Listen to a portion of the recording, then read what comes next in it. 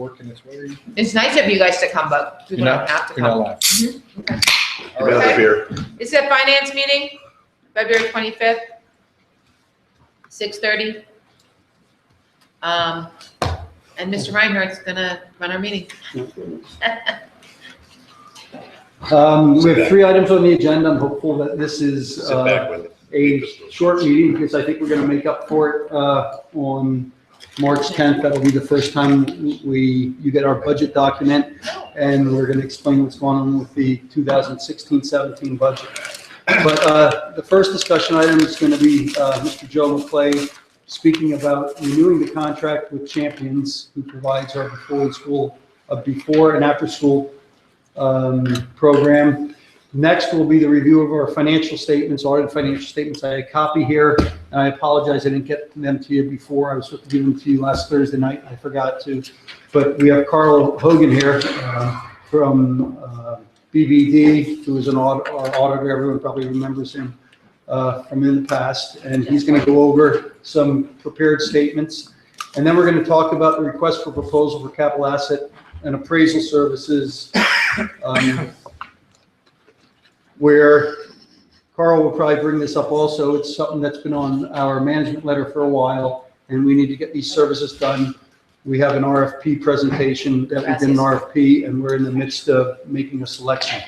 So saying all that, we're going to move it over to Mr. McClay. Okay. The program, the Champions program, been around since 2005-06. Favorable program, well received by parents, well received by children. Probably the one that the litmus test might be is I don't get phone calls, whether building administrators or even my office. Parents are happy. It's a cost-effective program for parents. They're appreciative of the price and the services that are provided. There are activities that are provided outside of even the program. There are some programs that allow for even babysitting for PTO events, for home and school meetings, so forth. So what we're finding is that actually we have this, the contract that we have, the current contract is up in August of 2016. In moving forward, we have our kindergarten registration starting on the 8th, and we already have current online registrations taking place. Parents have been requesting, and we haven't posted anything yet for the enrichment program. To give you a little bit more information. Okay, sorry about that. Just to refresh your memory, we have the before and after school program, 7 to 9 in the morning, 3:30 to 6 in the afternoon. In addition, and we'll probably focus a little bit more, is the enrichment program. It operates at 3 locations, 8:45 to 1:15. How it works would be is the kids come in, there are PM children. They come into the school, they go to the program, they get signed in. Looks very much like any kind of daycare provider that you go into. Then they use the they're part of the school. They go to assemblies. They're well aware of the emergency procedures. They eat lunch in their classroom, and then they're escorted to the PM room at 1:15. Do they move as a group? So are all the same children who are in the Not always the case, and the reason why would be is not all the children in that program go to that school. Okay, but all the children in that program who do go to that school all go to the same classroom at the same time? If there's only one PM kindergarten classroom. Well, that's Well, obviously the other case, which was the one I would have to be asking about. Right. If there are multiple, they split up and go to different. Yes. Yeah. So that has their way of grouping or putting in the class has nothing to do with how we do our class placement. So this would be the 4th amendment to the contract that was created in 2010. And it was in 2012-13 that we started the kindergarten enrichment program. There's a revenue sharing plan that calls for us to receive 13% of the revenue. Typically what that means with the before and after care program and the enrichment program, it comes out to roughly $20,000 a month. I sent it to you electronically. In addition, I have August through December of 2015 with the numbers to show. And it fluctuates from month to month depending on obviously how many days are in the month. So question for you, so this has been renewed 3 times already? Yes. And has the revenue percentage share that we get changed? No, it's not. Not since that original 2010. That's revenue after expenses, or is that billing? I don't know that. I believe it's the total revenue. You get I feel like when we 13%. went Revenue. last time, they don't have huge. So cost, It's their gross revenue. it's their gross, Yeah. right? That, Yeah. before I do know where expenses. you're going. What, we've done just a quick calculation, 2013, 14, you got about 195,000. Maybe it's for. 2014, 15, we have $209,000. I can see the numbers, what I'm trying to understand is, they bill parents $100,000, make up a number. Or they bill parents in a month $30,000. That's what they bill the parents. Yeah, Are we getting 13% of 30, or are we getting 13% of whatever comes after they've extracted their expenses? I believe it's the gross. Yeah, I think I sat on the committee when we looked at it in 10. I think it's the gross. So do I, in the fact that when I talked about if we were to consider adding another class, it would be roughly $13,000 for us. The reason why is maximum is 24 kids. They charge $23 basically a day. It's $115 a week. So 24 times 23 times the number of days in the school year is just under $100,000. So it'd be what they gross. Let me ask you one other question. Have they raised the rates to parents in the last 5 years? I believe they have. I checked the ones in the enrichment program. Does it cost us anything to have this program in our buildings? I mean, part of the agreement is that they get a certain space, they get heat. Cash outlay, no. Ongoing maintenance of the building, which is meant to be defrayed by the rental. Would happen to Right. anybody. So there's no real incremental expense associated. That would- Other than the foregone expense of being able to use the room to do something else, which Right. that would be the first thing. And I don't think the after and before school, we could make a lot of argument about who's gonna be using those spaces. But the ones we hold during school, those are, I think you're talking about 4 classrooms out of the whole program. This is, in my opinion, tremendously popular program to how you started the presentation, at least to the parents that I know. Yes. How much is it cheaper than what they would get on, they would be charged otherwise if somebody could accommodate them?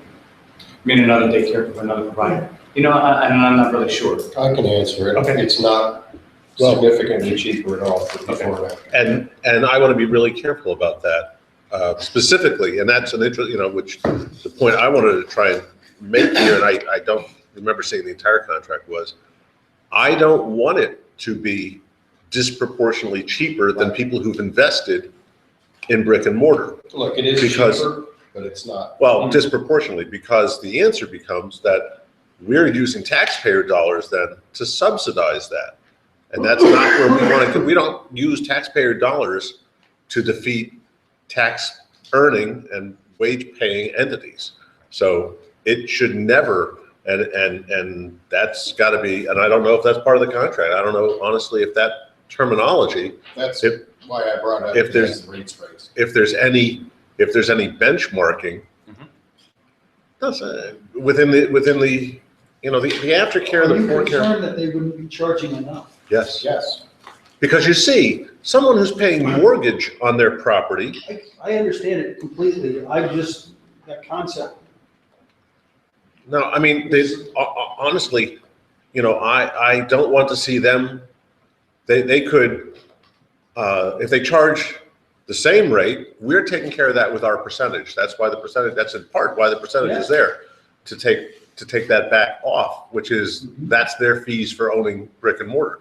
But if they drop it, because they can add or drop a section at will they can add a section almost at will with our cooperation, because it costs them, there's no investment for them other than labor. I totally get it. And I'm there's, wondering if, I think there's lots of things we could debate, research, and look into on this topic. Of all the things we have to spend a lot of time on.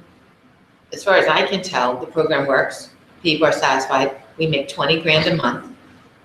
We want to do a little investigation on comparable rates or something. I'm not opposed, but this is not something I need to spend tons of hours debating, looking around. We have many more important things that affect. right, well, I'm just not interested in using taxpayer money to screw a businessman in the community. That's No, what I'm I'm talking just about. saying, like a little That's- bit of research. I just that's don't fine. want to spend Jerry, the only thing I would say is if we are concerned about their lower prices, I wouldn't want that going to their bottom lines because of us. That's the way I'm looking at it and saying, if that would happen, we better be very careful that it would be a contribution to the I'm, district to support. I'm just, Yeah. it is not a simple assessment, but it is an assessment that they need to be, they may be somewhat cheaper, Yeah. but they can't put people out of business. Hold on a second, Nancy. I did take a look 3 years ago. They were $99 a week. Proposed for next year is $115. What is it? $115. So I guess my perspective would be if we can expand the program because we have space in the schools Mhm. currently, I would love to see us maximize the rooms that we have until we can take them offline. And I would also suggest, given they've taken their price up, You get 13% of that increase. I get that, but we haven't changed in 4 years. I wouldn't mind us asking, or at least looking at what an increase in our percentage is. I'm not trying to gouge anybody, but, No. you know. Yeah, I agree with Andy. That was my next question, looking ahead to the slide, is what is the thinking about expanding it? I'll go there. Nancy, do you want to say something? But I also have to say, this cannot be taken out of context. Sure. With a kindergarten program you said you're going to do for those that are needy, and a possible redistricting if you need those rooms to make redistricting work. So I would be against a long-term contract, even though we don't know what's Sure. going to happen, what you're going to decide. So If you're locked into giving rooms to them, then that may lock you in out of doing that kindergarten program that you Right. talked about. are we having public comment or now? redistricting. Yeah, Is this we public are. comment now? Yeah, we are. Okay. Wasn't sure when we were. When we reviewed the contract, we believe that, if I'm not mistaken, it said that either party can leave the contract Yeah, I think it with was 60 days. 60 days notice. And to restrict the number of rooms, we can restrict the number of rooms at will. You would good, yeah. But we have space at home. So put it, hey, you know, if people want the program, put it everywhere we have space while we have space. Well, take a look at this. So, You know, let's do it for everybody. the original part is it being an AM program. Hey, you know what? No, there's a public comment period, and then we argue it later. We have it in the AM session to alleviate was that disparity between parent requests for AM compared to PM. A lot of parents wanted the AM based on childcare needs and so forth. Having this program, the enrichment program in the morning Helps us would help that out balance. and really meet parent requests. Its capacity of 24 students per class, it used to be just 2 schools.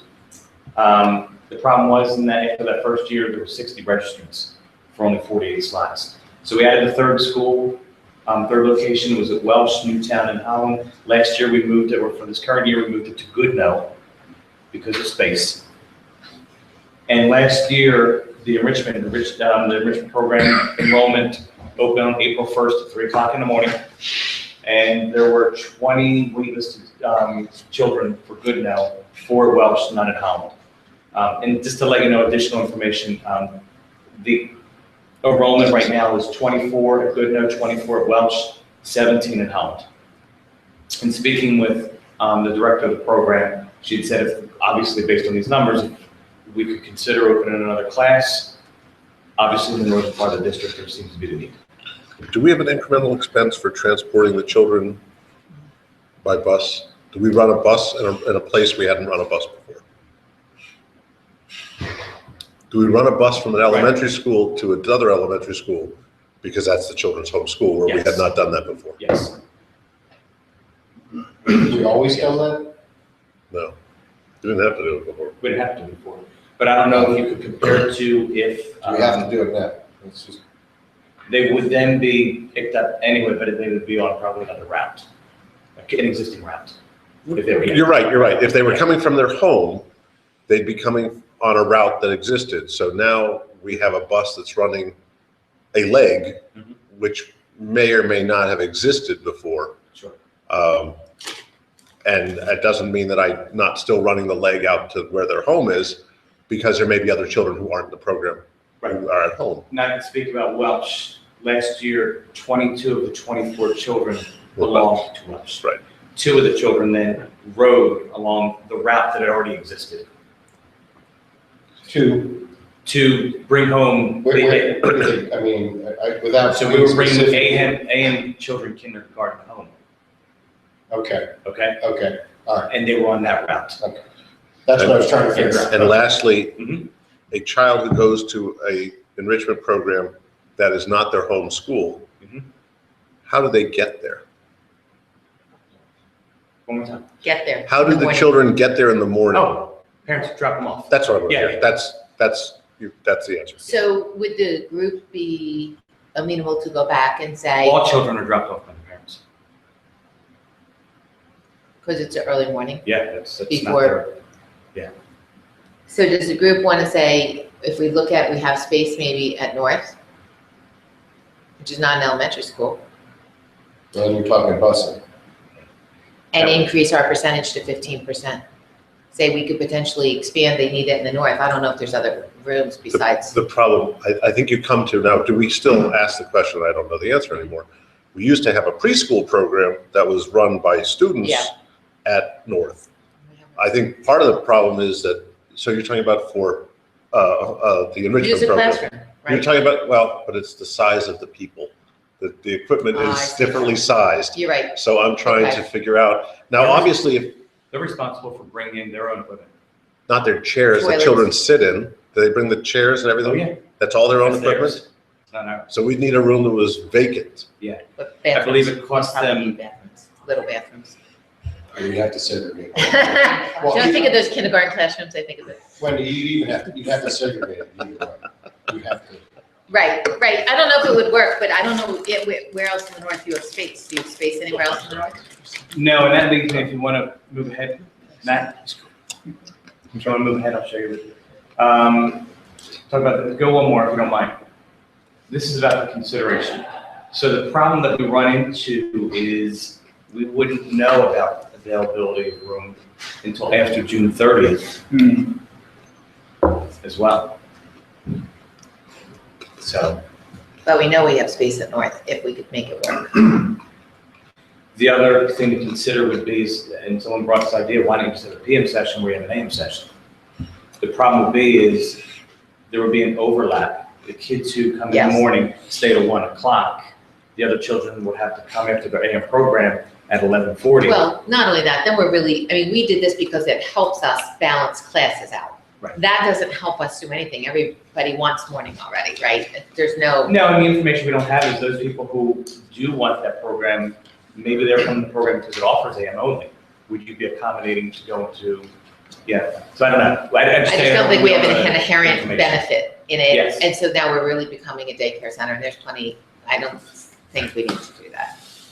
My opinion only, but I think if we said to them, if we look and find space, there's some pain and suffering on our end Mhm. because we don't inherently have space in the north end. No, so the question I guess would be is what would it take to make a room available? For example, Rob, you know, Dr. No Churchill cost to talked the about- district. 10 rooms cost $6.25 million. So if we were to. Or we empty a computer room. That was the conversation. What is the cost to do that based on your possibly 13,000? So just, You're leaping way beyond what. I just want to put out so that suggestion came out there. Well, I want to hear what you're saying. I'm not convinced gutting a computer room is You know, what I want to do. at that And I'm point, certainly not going to do it for this program. Understood? Well, Consideration. all due respect, and don't take this the wrong way. I think our role, this is how I see it, is to give them direction and let the administration figure out if that's the right thing to do. I'm not picking on him, just saying, you know, my view is kind of back where Wendy was and say, hey, listen, we'd like to make some more revenue on this. We'd like the opportunity to expand it because it's a good program. We don't want it to lock us into anything that's going to prevent us from getting efficiency. You guys go do that and, you know, get the best, most expensive. well, And that, all I'm saying is you're about to cause the school to look different than others. I'm not interested. This is the same argument we have when we talk about co-curricular activities. I have said, and I will always say, curriculum should not be driven by co-curricular. Okay, we all agree that. We got a little different on that when we talk about kids have to take bands, but the curriculum should not be driven by co-curricular. Our facilities configuration should not be driven by a vendor's program. So where I was going is we're already tight on space there. I think there's some advantage for us to be able to get kids into afternoon kindergarten. It saves us. What I'm saying, and we have that problem particularly in the north end of the district. So if we find a way to be accommodating, we get to use the classroom for a whole day and we get to satisfy. So again, I think it's a fair point if one school looks way different, doesn't have a computer lab and all the others do. I think that's fair to consider. I hadn't thought of it that way. I also had thought that there was some, although non-vote, consensus on the board that computer labs where you go and sit at desktop were antiquated and we were going to eventually move out of that, move that way anyway. So if that cost, if I remember, Robert, cost us to close those labs down. There was a cost for us to move it. If we could say, in order for you to have that room, Mr. Champions, it's going to cost this district $50,000 if you pay to have that room converted because you want the space in addition to your maybe increased percentage. Like there's some negotiating here the way I think we can get a benefit. And so that's where I was going, Mike. Well, And I think the fair thing is one school I don't will be think different we than had another. that discussion. I don't. In the whole. So maybe we're not moving in that Or direction, or maybe we reacting are, but if we were, and there's costs associated with doing it, somebody else can pay those costs for us, But- that might be another consideration. I worry we put undue pressure on the administration then to go this direction. We're deciding, even though we're not deciding, right here in this, I mean, we're setting a tone here. Well, I think if it helps us fill classrooms, and kindergarten is definitely an issue for us, and a place where we don't maximize space, if there's a benefit to us, I'd like to see it investigated. I'm just one. For me, the one thing I want to be very cautious about, we put this in as a bit of an accommodation with regard to balancing out people's wants and desires and abilities. I want to be very careful too about over-accommodating, because once I start to over-accommodate, I also get into spots where I have potential impact on the nature of hiring teachers in terms of how many teachers do I need to hire? Are they full or part-time? I don't want to get, so I just want to be very cautious about if I become over-accommodating to doing certain things, then I get into a spot where I'm not leveling out the classrooms anymore. And now I've got more half-time teachers than I wanted who cost me differently in a benefits perspective. Then it just gets. No, I'm actually going the other direction. I want to see us have not 32 or classrooms, kindergarten's 22, whatever it is, 23 and 25 and run an afternoon with 12. I'd much prefer to see us have a much better balance of our enrollment. And to me, that's the benefit we get if this allows parents to say, oh, I don't care if my kid goes the afternoon because I have the morning program. See, that's an interesting, and she asked a question which leads into something, and maybe I just haven't got my brain engaged that way. If we have 2 kindergarten classrooms, never mind. They're busy in the morning. They're both busy in the morning. That's why, and then I've got, never mind. That's what I was trying to figure out. So that's shelving, trying to figure out where someone is and. You have a gap for half a day for one of them. That's what I was, that's, So That makes sense. I mean, Is but it doesn't work that way, yeah. It's- could it be a plan right now that we continue with saying 3 sections of the enrichment? We wait and just to have further conversations to see if there are children who are put on a wait list. My question is, couldn't Champions reach out and partner with, what's the one down on Rockville Road or whatever that is, the Sunnybrook, Great Breezy? Couldn't Champions partner with other people too, that let them take the registrations they have, and if we don't open up enough space for them, that they could then partner with one of those organizations, that it's not, they can partner with those people too. And the other, lastly is, when we have the registration, do we also make information available on the other programs that are available in the community, or just Champions? What's our role in the registration process? We have the Champions information available on our website. They're the PDFs that they could get a link to. When someone comes in to register, there are other programs that may be available for that school, that are proximal to that school. They're available with the rest of the community flyers. But we give Champions space on our website? Yes. A link to their, just for the enrichment program, when parents register their children for kindergarten. That's fine. I guess I would prefer to have that just as a link that they go off our website, and we'd be less involved in that. I don't know why they No, similar, yeah. further on our website than a link that says there's an offering, and allow that to go link. I don't want to look like I own the program. I hear you.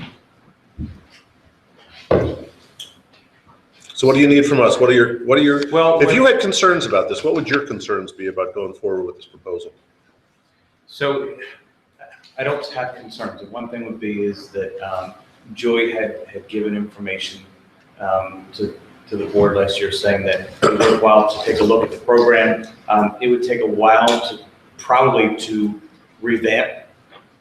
Unfortunately, with March 8th coming up, I want to be able to accommodate parents because they're anxious as it is. Some of them, it's the first, and they want to secure the program for their child, to have that peace of mind knowing I got them registered here, we have the other placement here, can both work. And I want to be able to take care of parents that way. Do they go by, just out of curiosity, I just asked. Mhm. I never know. Yeah. Why 3 o'clock in the morning? At the same I time. think it has, yeah, it would be like tickets going on sale at 10 o'clock in the morning because Okay, the belief of the equity, that everyone has an opportunity. So so, 1 o'clock in the afternoon, you work, whatever. there's no lottery. So it's not, there's not a window that says register for this and then they do a lottery. No. I just don't, we can't legislate it, No, but what they do is not fair. That practice is just not fair either. We can't legislate it, but I would let them know that at least one board member, I would sooner, Draw names. they put the time open, they have a 7-hour window or a 1-day window where people put their names in, and then they have a lottery, because I remember my wife waking up, your wife probably did it too, at 2 o'clock in the morning and going sitting outside the Northampton, you probably did it, outside the Northampton whatever center to try Why? and get your Because kid only in. the wives did it? Yeah, really.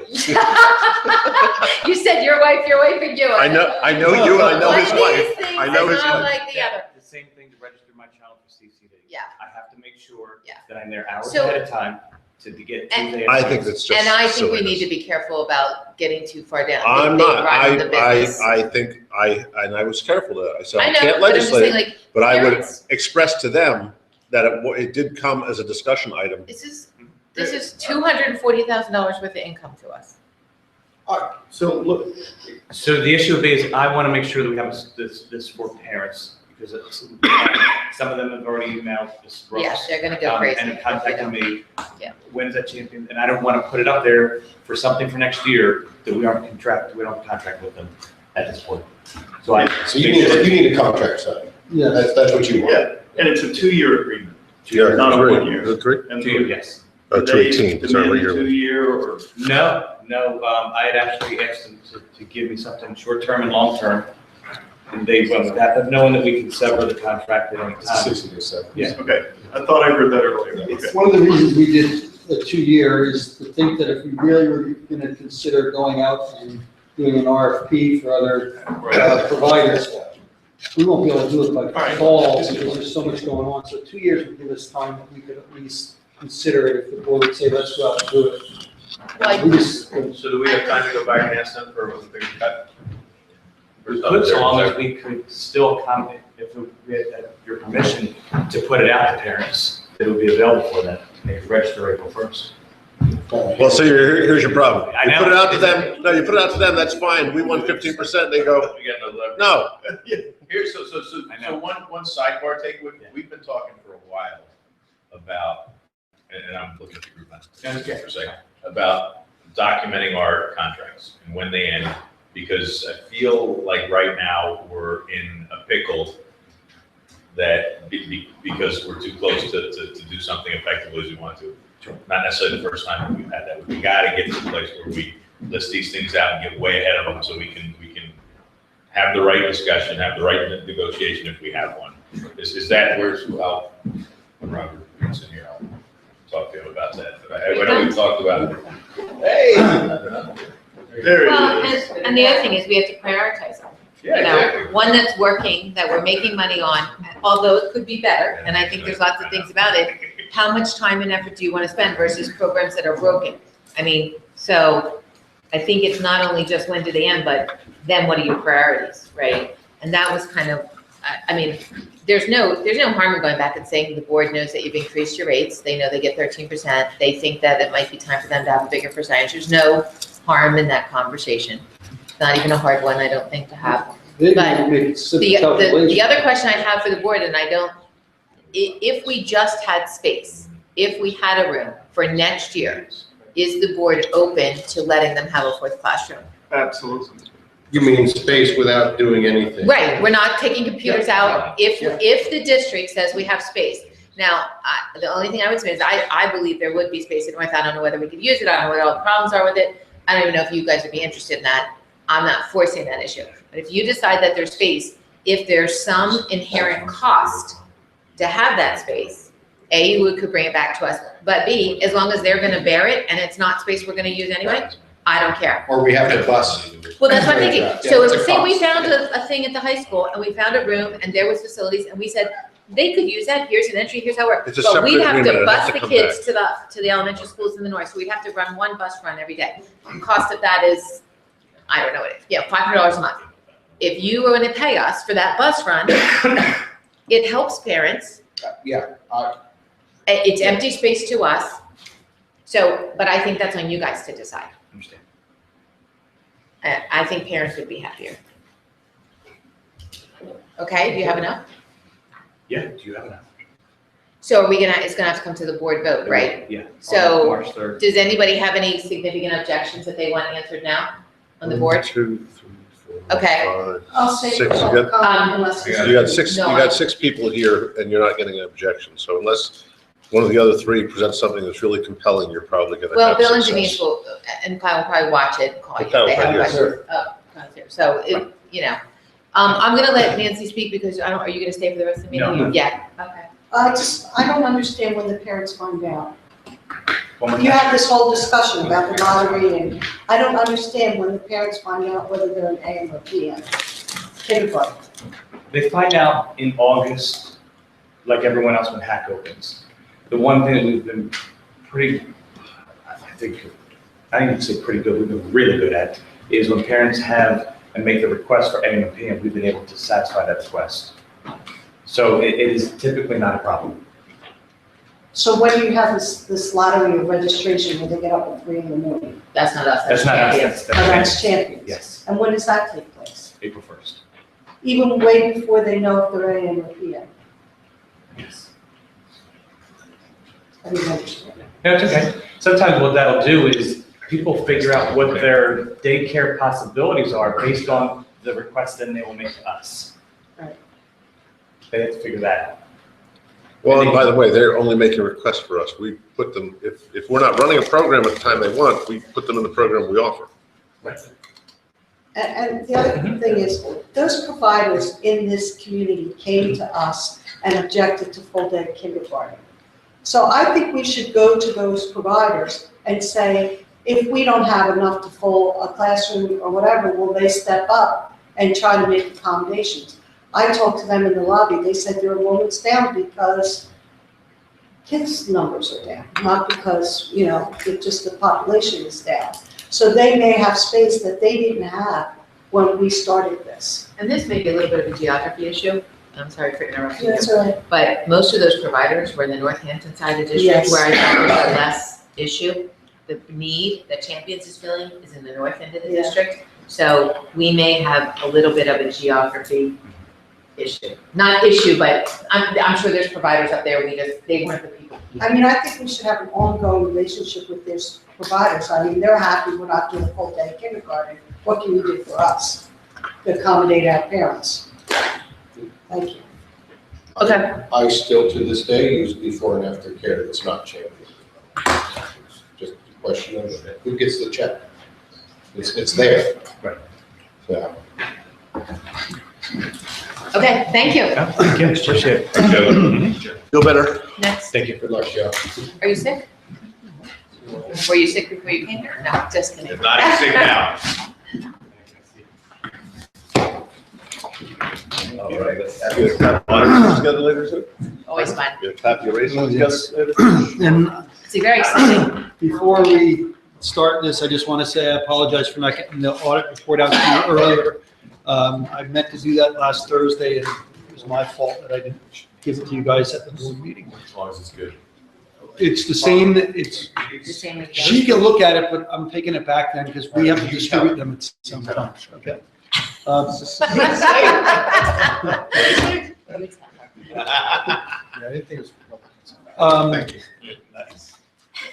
Carl Hogan is the senior manager for BBD, who is responsible for our audit. Everyone has probably seen him before, and he's here again. What I want to tell you is that our audit report was issued December 23rd, and we did comply with, remember, the SEC issues and everything else of the timing. I will tell you, this is the third year in a row that we've got it out within the 180 days after fiscal year end, and it was never as big an issue as it has become because of the SEC involvement. So I just want to thank Carl for doing that, because it is a big effort on his part to get the financial statements reviewed and everything else. So I want to thank him for that. I will, for the community, the financial statements will be available on the district's website after the board acceptance on March 3rd in regard to accepting the audit report, and then you can review it all. Carl, I'm going to leave it up to you now, and you can go through it. I will tell you, being an auditor and a guy that goes through footnotes and knowing good footnotes and bad footnotes, and the preparation of this report is one that's second to none in my mind. And I could show you some footnotes and show you the comparisons of the footnotes compared to what is in this. And I'm very proud of this financial report. Go ahead. All right, thank you, Bob. I first of all, I thank the board for allowing us to come back for another 3 years. I really appreciate it. The opportunity. I know one of the concerns was we did have different staff on board this year. I think the goal is to try to get me maybe off, to get a different manager on it too, to give you a perspective. Might be for the next year after we implement the capital asset in the current year, so I could deal with that since I'm the one involved with that, the whole process for the past couple of years. So I went a little crazy and put some slides together for the YouTube this year. So without walking through all the pages, I will go through some pages. Obviously, the most important part of your audit report is on pages 1 and 2. This is your independent auditor's report, and I did a little outlay of each one of the sections in the independent auditor's report. And basically, what this is saying is that the numbers presented to us by management were fairly presented for the year ended June 30th, 2015. The verbiage that we use in the accounting world is an unmodified opinion in terms of, there's just a whole bunch of different stuff which kind of outlays our responsibilities related to different sections of the audit report. The next page, the next slide. This is a synopsis of page 46 that I like to go over during. Usually when I come here, this is the one we review the activity for the year ended that you just finished, which is June 30th, 2015. As you can see, your final budget revenues were $210 million. Your actual revenues that came in were $215 million, for a positive variance of $5.3 million, or within 2.54% of your budget amounts. Expenditures budgeted.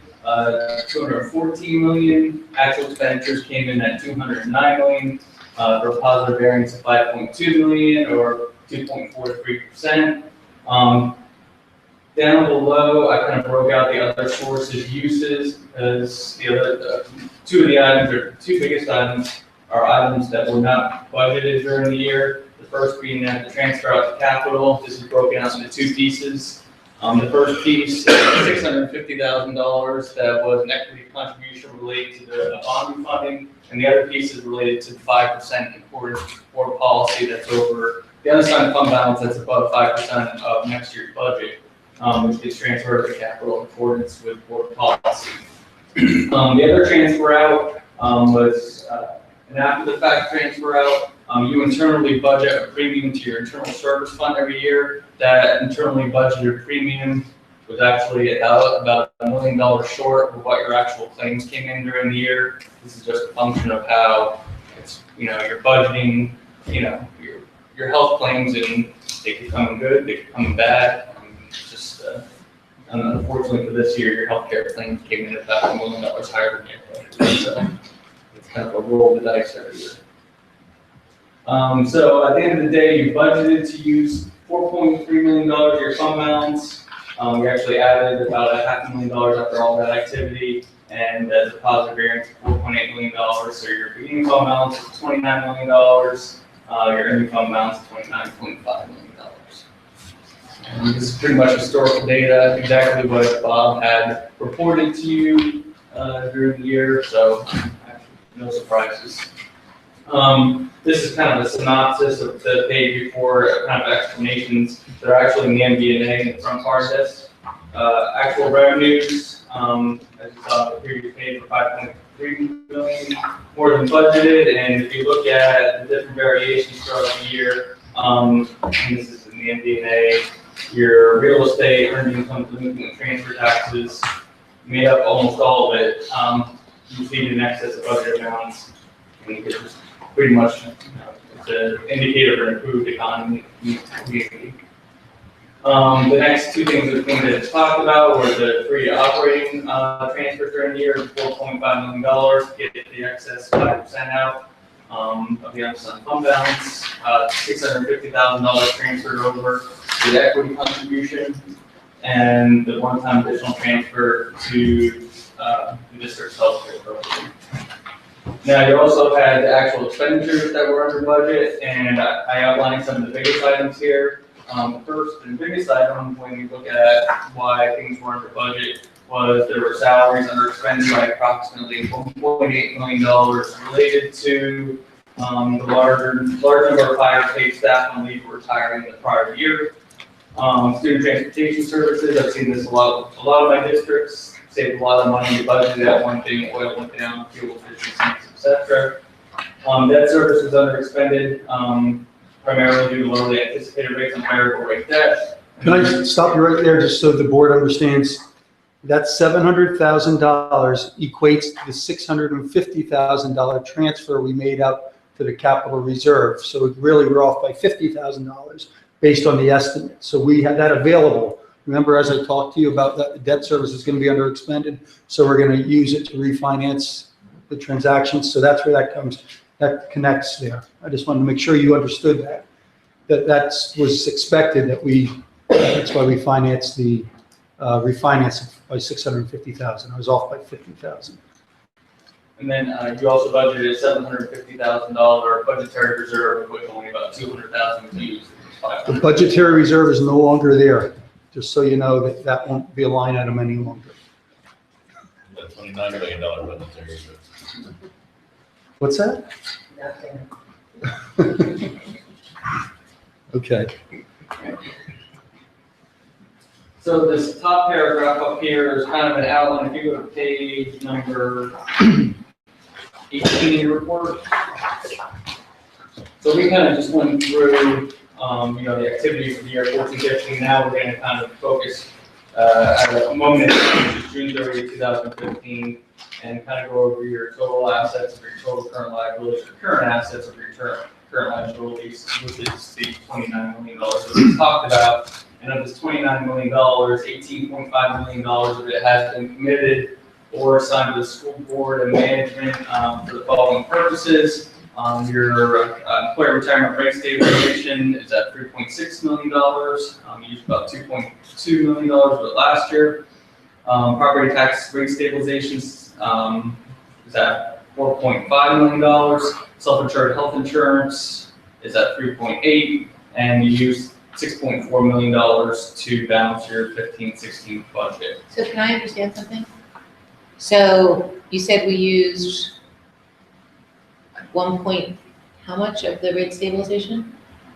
For 1.5? or for the Retirement. you're talking about the employer retirement rate stabilization? Yeah. You used Oh, that? Yes. Peasers. Yeah, you used that. So- but even though you have it, Well, so I was gonna say, the net effect of what we did in reality is we used it, but we had money left over at the end of the budget, which we put in capital. So the net effect was moving money from the Peasers fund to the capital.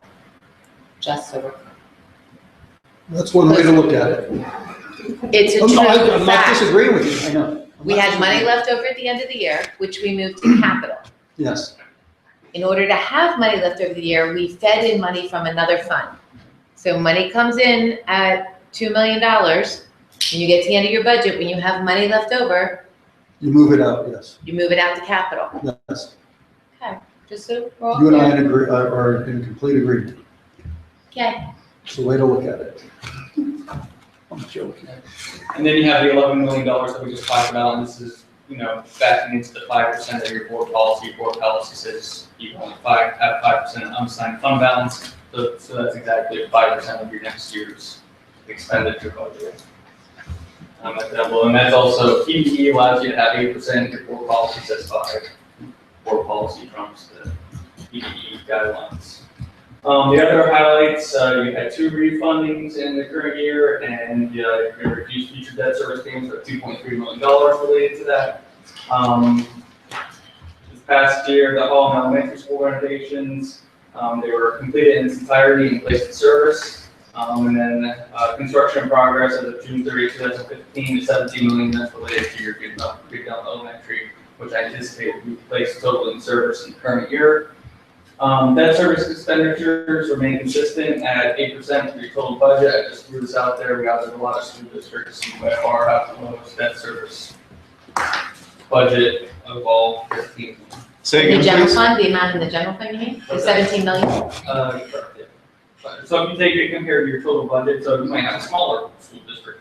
And you Oh, look at their I see, as a expenditures, those are percentage. 8% of your total budget. as a percentage. So the line item that says we'll pay $17 million in debt, he's So if you saying, take that compared to your total budget of 215, so by another district, then we have, 1 million on 10 million. Yeah. 10%. Yeah. Most of them are in the range of 10 to 15%, so.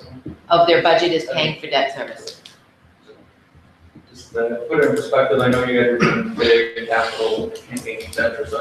We're working, but we'll still only have 17 million in debt service. That's correct, because that's what it's set up, so.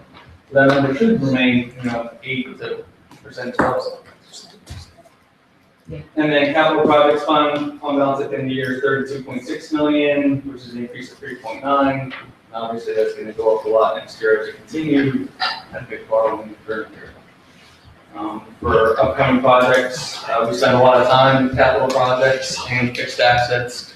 And that just like in prior years, I've recommended that, the Excel spreadsheets that we're tracking the fixed assets on that are, you have to be antiquated. We roll forward the previous spreadsheets that we've gotten, and I recommend that, new capital asset data be acquired and put into a software, and which will be popular. Can't afford it. We only get $6 million left over at the end of the year. And so the biggest thing that happened in your, obviously, in the GASB accounting world in the current year, even though it doesn't impact your current year budget or, how you, or doesn't affect your fund balance, but it's those full financial statements are at the front that we don't pay that much attention to. But in those full financial statements, you will require to record a actuarial approved liability related to your proportionate share of the teacher's $1 billion liability that they liability they have. That's page 6 where we get the big, Yeah, it's $331 million. $331 million. So your council Rock's proportionate share, so I guess if you really want to think about it, teachers went out of business today and you had to cut them a check. You have to cut them a check for $331 million. They can come and get it. Right after they do a budget, we'll cut them a check. Yeah, so it kind of puts in perspective, your rate keeps on going up at 20% a year and Page your 48. contribution, so it puts in perspective why your rate keeps on going up, even though it has been decreasing a little bit. Because investment earnings have been better and you've been putting in a lot more money, but it kind of puts in perspective of what kind of shape your pension system is and, what your. I was reading that before. So, and that represents about Because it comes out to page 300% 46. of your retirement payroll. So if you took your retirement payroll times it by 300%. Oh my God.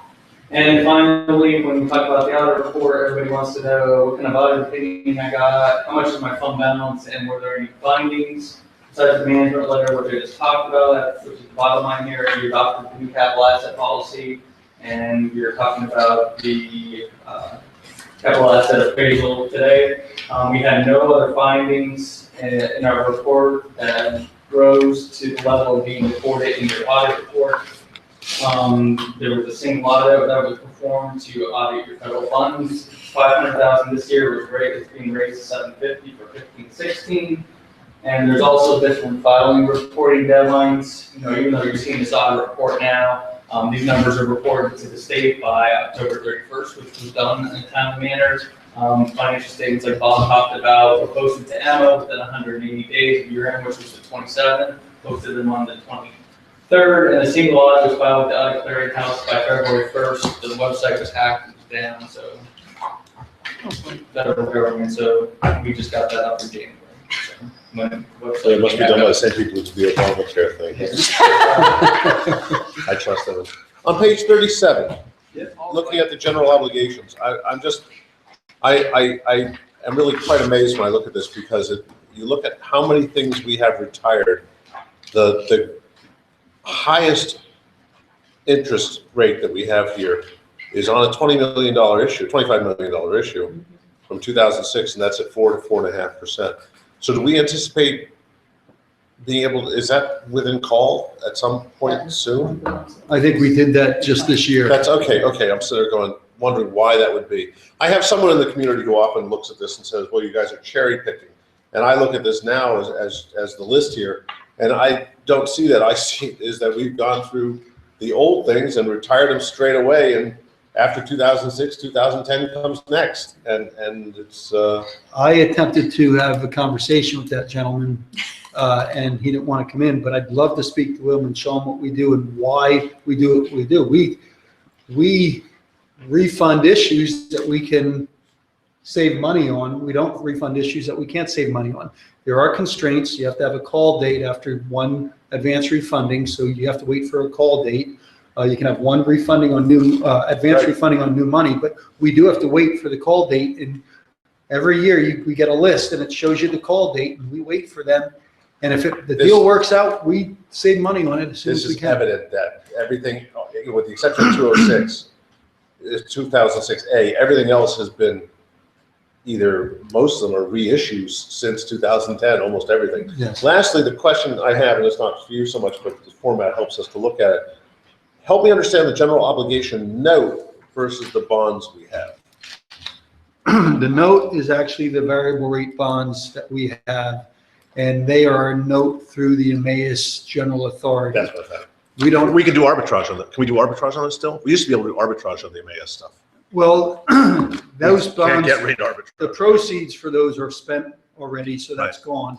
So there's no arbitrage on this. This, though, we could never do demand bonds on our own. So we have to go in with these big authority issues. And then I think it's $300 million that we're a piece of that. And they're demand bonds, and they get reissued every week. It's a whole process. If you want to learn more about it, there's a letter of credit that you've had to have approved before and things like that. And I could explain it more to you if you want. So these rates are competitive with what else we have, or is there any thought that this should be retired? The variable rates? Yeah. The variable rates are still very, very low. Okay. I will tell you that one of the things you'll read in our credit report from the S&P is that I've always told them that if rates would spike up quickly, we have cash that we could pay these off, and they'd be the first bonds we'd pay off. So you could just call them in right away if that would become an issue. So we're making money on that right now. Right now. Yes. Good. Any other board members? Yes. Yes, sir. Mr. Hogan. Mr. Tate. Two quick questions. You said PSER's rate is going up 20% a year. Is that what you said? Correct. I mean, it's going up like 4% a year, but if you take 4% times 25%, it's like 20%. So it's kind of like, it's going up 4 basis points, but that equates to 20% of your expenditure. So if you Right. It's at 25, 29, divided by 4, whatever, the 4 basis points. And your general conclusion that the word It's unmodified. going to level off at about 30%, we'll go up 20%. But Okay, that makes sense. And what's your word? Unmodified? that's correct. So Generally speaking, do you assess the financial operation of the district, or is this just simply an audit of compliance?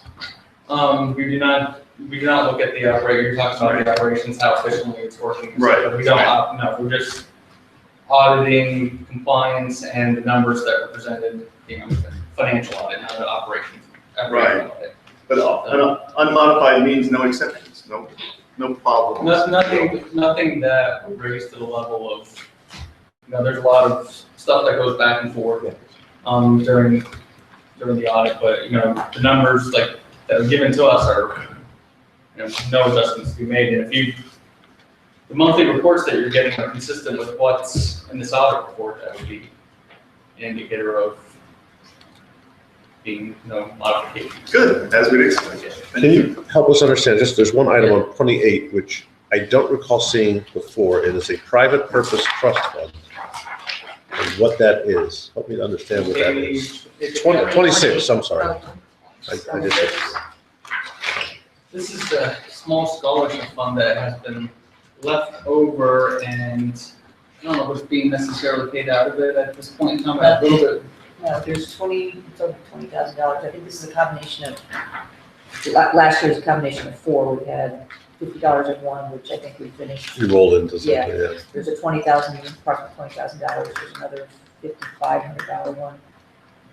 One is the Ellen or Eileen Cohen. Right, but that's kind of a legacy one. That's kind of, Right. do we have any consideration? I just asked the question, which is that something which we think makes sense for us to continue to hold? I just see it, it's a funny thing to be holding that way.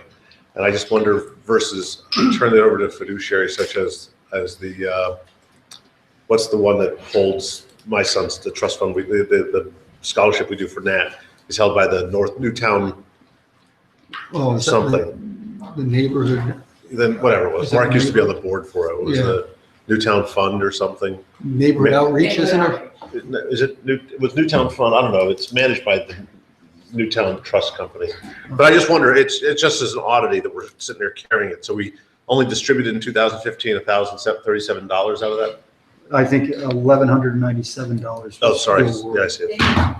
There could be contributions coming in during the year, so we put those in general fund in a deferred revenue account, and then to make up the number of scholarships, we transfer money out of here to there, so they can cut the checks out of general funds. But the 20,000, I'm not sure where or how long that money's been in there. It was always, A lot of districts have education foundations these days. We do too. Yes. So this is not, most of the time, the education foundations aren't big enough to qualify as a component unit a lot of times, so. It just struck me as odd. I mean, I'm fine with it. It's an oddity on ours. That's the only reason I call it out. in that we have it in part of our assets, it needs to be reported. I will tell you, we're not actively managing it. It is something that we put in a CD. We're making hardly any interest on it and all that. If you'd like to look at it, we probably have to look at the legality of. It's not a huge somewhere number. else. Right. It would still be our, but it would be held Yeah. elsewhere. Don't worry about it. It's a little legacy thing that just, a little Yes. appendix that carries on. Any other questions from board members? Public? I'd encourage you to look at this, and if you have any questions, if you ever want to talk about the top-level statements that we talked about a little here, I'd love to go over them with you, because if you look at them as an accountant, they're very funky looking because of the statement of activities. Yeah, if you look at the front level, you guys actually have like a huge deficit now because of the pension reporting and net position. And, a lot of discussion was had, will this impact your bond ratings because it's looking at you as a long term? And intuitively, it feels like it should, but whenever I sat in on any bond rating calls, all they focus on is your fund balance and whether you're raising taxes. And I will tell you that, could you imagine saying that we have to raise taxes because we got to fund that $300 million liability in our top-level statements? And then our fund balance of 29 million doesn't sound so big. I mean, I wouldn't suggest we do that, but that would be the alternative. No, I didn't mean that Wendy, at all. I'm just saying that would be the It's alternative. apparently become my personal. No, it isn't. Grudge in life to get rid of $29 million. I'm working hard on it. No, that wasn't. Don't hurt Yeah, yourself. I think they're very good and very nicely presented. Thank you. Thank you. Thank you very much. And Carl, thank you for putting the PowerPoint together at my wishes, so that the community could. And you can go home and watch this on YouTube now and see how you did. We all have to give them all. Yeah. Okay, so next thing on our agenda, is that it? You need these back. These are ours, Review of right? capital Yes, if asset you want. appraisal services. Thank you. Yes. Board members can keep this. It Oh, was the public, it's not a public document yet. No, it's No. board Gotcha. members, Board member, can public, it's not released to the public. Is this public? Yes, yes. Carl spoke about this, and you heard about this for the last two audits, where we currently have, I will tell you, less than completely accurate fixed asset records. If you think about it, our funds, operating funds, we spend a lot of time, transactions and everything, we do a lot with that. Capitalization, and we don't have a fixed asset accountant here or anything like that. So our records probably aren't completely accurate, and glad you wait till the auditor left to say this. no, he would tell you the same thing. Do they That's why we're materially doing it. affect our financial statements? I do not believe they do, because we have, if you look at it, we have, let's say, $450 million of capital assets, but we don't have some $25,000 things that could have been taken out of service and things like that. So overall, but it is something that we need to straighten out and get in better shape. I would believe back in early 2000s, you probably had an appraisal done before for historic cost basis, because that's when GASB 34 required it. So almost all school districts, including the one I was at the time, we went out and got an appraisal, and they have gotten outdated. If you remember, the one thing that we've done recently is passed a new board policy to say, we're not going to capitalize all these small pieces because we don't do it well anyway. And we're not going to spend all kinds of money trying to get every computer and everything else. We're going to look at bigger items. And I think you're going to see that reflected in this asset appraisal services, because now they don't have to look for all these small assets. They're looking for anything $25,000 or more, and they're not going to be spending as much time here to identify them. We did go out for a fixed asset RFP on December 14th. We received them January 12th, and Gail has actually reviewed them on our behalf, and we're going to go into the other stuff a little more. We had 7 responses, which was quite a bit of responses. In fact, Carl thought we were going to get 2 or 3 because he knows the companies that do this, and we got 7. And Gail has identified which ones we would like to interview. And just to be clear, so Yes. everybody is, people who might be following this is a professional services contract. Right. And as such, it's up to our discretion in terms of choosing based on what we judge to be the most appropriate response. It's not a fixed price. It's not a bid where we have to take least cost bidder. Are they all local? Pardon? Are they all local, or are these national firms? Some Or are national. It ran the gamut. CBiz is national. for the ones you're recommending? American Appraisal has a local, Their sales rep is in our district, American Appraisal. Sorry. Go ahead, Gail, I'm we sorry. had 7, as it said up there, we had 7 people reply. I did have a couple of other phone calls that came through and asked questions, but because of the scope and their experience and with school districts, they didn't reply. So I know there was more activity than the 7 that were showing, but we came up with 7. I did a spreadsheet. Did you see that up on? The 2 that the 2 that we're going with, we're going to interview next week, are Asset Works and American Appraisal. Asset Works, base price for a 1-year term was $14,950. You get an Excel formatted spreadsheet with your information when the appraisal's done. There's also the option of software for 2 users in training, which would be an additional $3,200 if we chose to go that route. There would be another additional $12,500 optional inventory service, which would not happen the first year, but it could happen in the subsequent year, 2, 3, or 4. There's also an optional annual valuation services where we send them a list of all our newly acquired assets. They do the calculations and they send it back to us with a completed spreadsheet. Bob and I are familiar with AssetWorks. We both use this at Penridge. The software is very cumbersome. It's not compatible with Munis software, so it doesn't give us any advantage in that respect. So getting an Excel spreadsheet from them and then sending them the information at the end of the year to update it, to me makes more sense. Double work, yeah. Our software does have the capability of flagging requisitions when they're input into the system. So we're still checking to see if Bob can override if somebody didn't put it in, but when somebody's putting a requisition in for, like you put in for computers, over 25,000, there's a box on the requisition form where we check capital asset. So that we would get that, another report out of our software. Out of Muni. Out of Muni, yeah. So on that particular vendor, that's where I would go just with the spreadsheet, 14.5 a year. And then year 2, 3, and 4, it would be the $2,500 annual valuation service cost. That would be additional cost. So a 4-year planner, 4-year contract with them would be $22,450. The other one we chose was American Appraisal. They were the second lowest base price for a 1-year term, which was $18,000. Their final report also comes in Excel format. They don't offer any kind of software.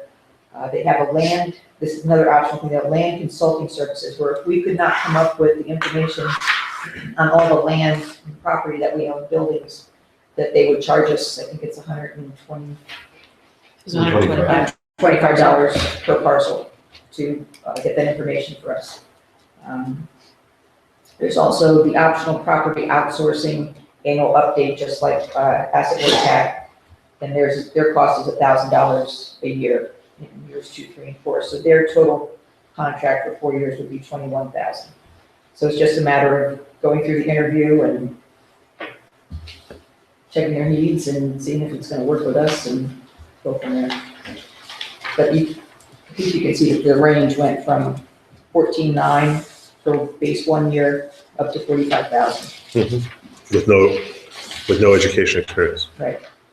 So both of the ones you're looking at, different than, unique among the 7, 3 of them had government experience. Right. And these 2 that I picked have, one had Reading School District, which is pretty large. I don't know if that's good or bad.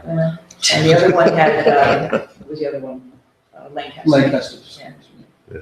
But they had varying sizes, but they did work with a number of schools. Wasn't Reading under state, but after he left, it was under state observation for.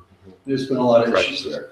So I say that, it sounds like it's a negative, but actually it means that what they were doing it was observed by others and held to a slightly different standard. So I don't take Reading as a great endorsement that it had to be done to a level of circumspection.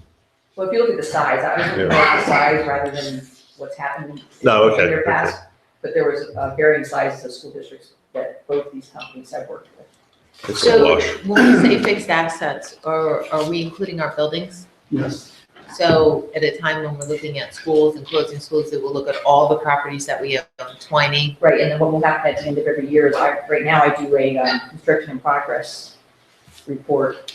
So anything that we added to a building, when that file goes to them in July, Right. they'll get all that information, update the building value and everything else. But this is not a market appraisal. These are not resale value. This is No, investment but it's- depreciation yeah. schedule. For historical costs, one thing that we have to do with renovations, just understand, is although we're renovating it and putting value into it, we're taking value out because we're taking old systems out, things like that. So you can't just keep piling on more value, you have to take the value out too. So it is something that becomes an accounting estimate because you don't know exactly the value, the system that you took out, because you're just valuing a building as a whole. The plumbing system, I don't know what the value of that is. So you're valuing it at essentially the replacement value?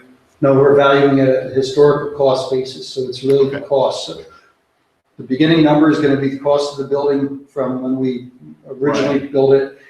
Then it's gonna become a compilation of costs of any renovations plus the old costs that are there. And then we're gonna be starting to depreciate the other systems at a different time frame. And it becomes more complex than people would look at it. And those records, when you look at it, have not been maintained as well as they need to as we're making changes. Let me know what Newtown Middle School's worth. Pardon me? Let me know what Newtown Middle School's worth. Well, it's gonna be an estimated historical cost. Right. It's gotta be a professional that's gonna sign off and say, this is it, based on some method that's acceptable. Most of this information is gonna come from Doug, because with any of the renovations, we've got years and what he's put in. You have, if you ask for historical costs, you have a set of a current set of historical costs, or costs for these buildings, do you not? Mm-mm. I will tell you that I have costs since I've been here, Churchville, I know the renovations and all that. Going back, I'll have to look at the reports, and I'm sure there is a report somewhere Right. from when we had this done before, and that's probably an estimated historical cost basis. Then, yeah. This is just a nice reset for you. Yes. That's fine, that's. And the two firms you're interviewing are, depending on how you count it, the two lowest cost. Continuity. American Appraisal is very much known in the school business because they have a relationship, I think, with PSBA. And then Asset Works, I think it was a countywide bid when we did it before. They might have been here before, I'm not sure. But I know I took them through a countywide bid because everyone was doing it at the time. So they have experience in Bucks County. Have fun, Gail. Okay. Um, Any other comments, concerns by board? Good work. This will be on probably the second meeting in March for approval later, you guys. And then we're gonna get moving on it.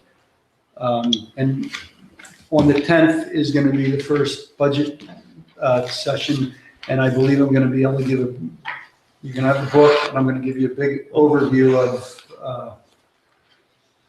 of the budget and where costs are going up and where they're going down, and the revenues and what I see in the revenues also.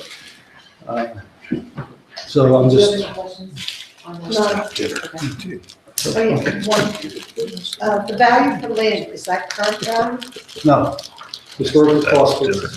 What they're gonna do is they go to the county, because when you do a land transaction, there's historical records So there. if we paid 3 million, which we did for some, Yes, then that's, that's what the value is, and you don't appreciate land. then you don't appreciate it. Okay, so you're saying the budget. Do you have anything else? For next week? No, for tonight, we are finished with That's it. tonight. Does anybody have any questions Well, at large? the 17 million for Holland, but does that include salt costs? Yes. Okay. It includes all costs associated with putting that building into service. So the architectural, all that is So included. like, sometimes we do studies and we don't know if we're gonna go forward, like all those are included. I capitalize those. The vote from the board to go forward. Like sometimes they do Yes. studies to find out if they want to keep it. What exactly? Yes. What update on? So I was asked a question this week. Have we received state money and We received 55% of the basic ed subsidy. There's no more basic ed subsidy until they pass another budget. Social Security retirement has been passed for the full year. Federal grants is passed for the full year. And I think special ed was passed for the full year. I think. so all we're missing is 45% of basic. On January 4th, we received $18,507,000. So what are we owed yet? 16 million? No, more than that. More than that? Probably about 25 million, let's say. Okay, so that's the number we're owed, about 25 million. And does that include the money for the building, the plan? Plancon stuff? Yes, No. PlanCon, I will tell you, they haven't put anything in any line item. The governor isn't putting anything. Right, even but does the old 25 stuff- million owed to us include Yeah, PlanCon yes. money? Well, the PlanCon money that's been approved already. So Yes, Yes. well, money that we reasonably thought we should, we Yes. did everything for, and Yeah, that's the number they were looking for. that should have been flowing in Yes. already, which Yeah. potentially had been flowing in and stopped with this, Yes. yes. Okay, thank you. I thought we had gotten some and I didn't know This the is more numbers. of a facilities question, but when we're talking about Champions, they have a tremendous amount of stuff in the cafeteria at Goodenough. Is that the way at every school, that they store It all is their at Churchill. stuff in the cafeteria? They have bins in the corner. They had I couldn't believe all the stuff they had at Goodenough in the cafeteria. So, I don't know anything about it. does that mean you feed less kids per Oh, period? Ours is all along the wall. and That's, it's a whole. It didn't affect the size of anybody eating. At Churchill. I don't remember when I was there. So, all right, meeting adjourned, guys. Thank you.